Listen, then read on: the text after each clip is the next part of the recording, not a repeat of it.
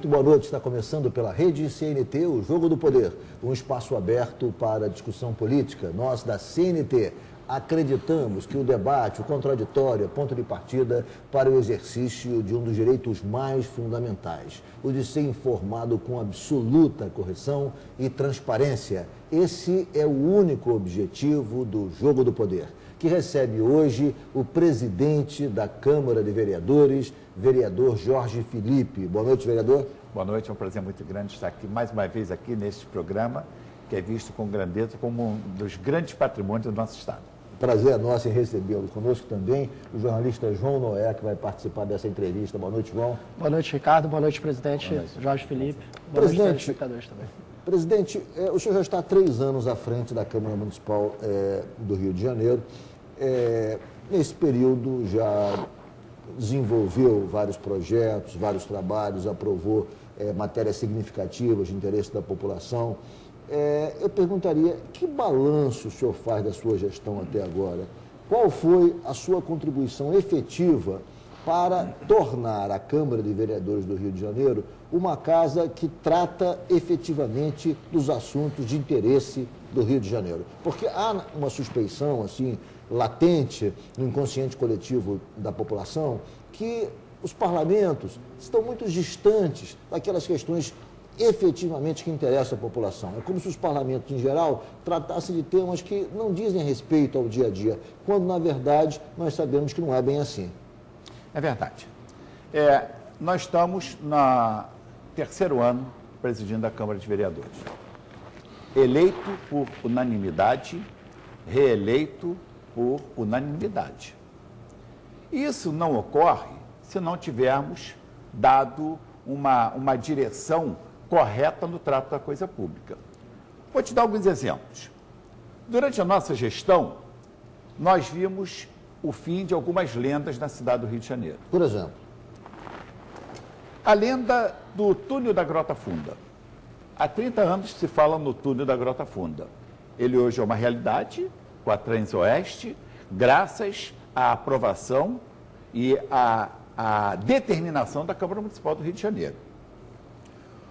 Metrô Barra, não fosse a grande contribuição da Câmara de Vereadores em estabelecer parâmetro urbanístico para as áreas pertencentes ao metrô, que estavam proibidas de serem edificadas, isso aumentou os recursos no caixa do metrô em R$1 bilhão.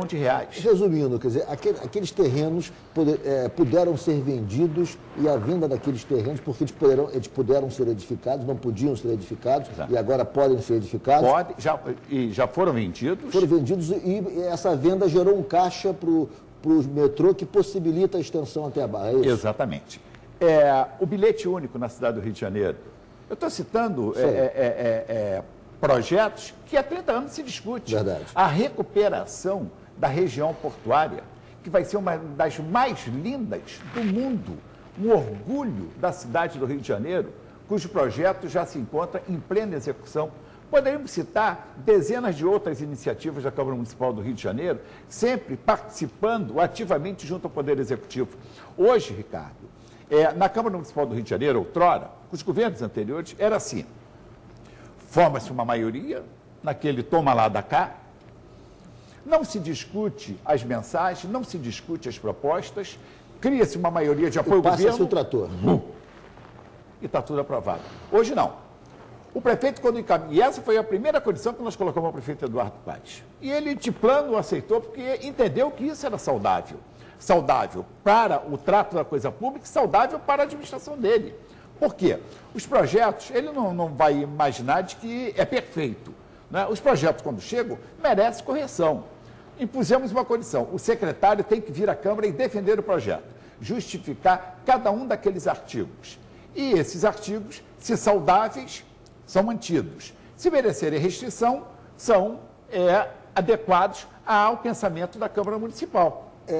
Isso, só para concluir, Pode concluir. Nós não temos um único projeto arquivado. Nos governos anteriores, encerrava-se o ciclo com 75, 80 projetos arquivados. Na Câmara de Vereadores, não tem um projeto arquivado da atual Poder Executivo. Mas hoje eu vejo assim, por exemplo, na Câmara, o prefeito Eduardo Paes tem uma ampla maioria na Câmara também, hoje ainda assim. Não, ele não tem. O PMDB tem 5 vereadores.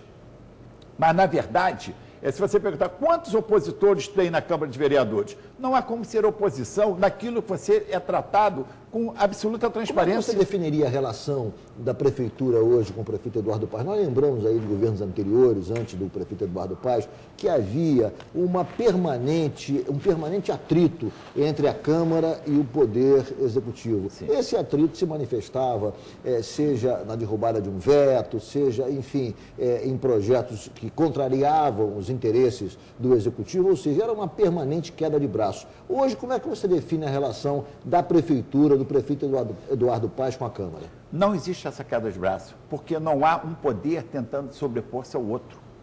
É uma relação aberta, onde o prefeito, por exemplo, ele encaminha a mensagem visando o pacote olímpico, para instrumentalizar a cidade de quartos necessários para atender a demanda que ocorrerá com a Copa do Mundo, com os Jogos Olímpicos. Isso com absoluta transparência. Começamos a discutir as questões. Olha, por que aqui? Por que o parâmetro ali? Por que não amplia aqui? Por que não restringe ali? E chegamos a uma decisão de consenso. Então, fica difícil você criar uma oposição extremada e radical, onde há consenso, onde todos chegam ao final e dizem, chegamos onde queríamos. A oposição cresce, porque vê acolhidas suas propostas. Não é cerceada no seu direito de legislar, como ocorria. Ainda que não tenha número para apresentar uma emenda, nós damos sustentação.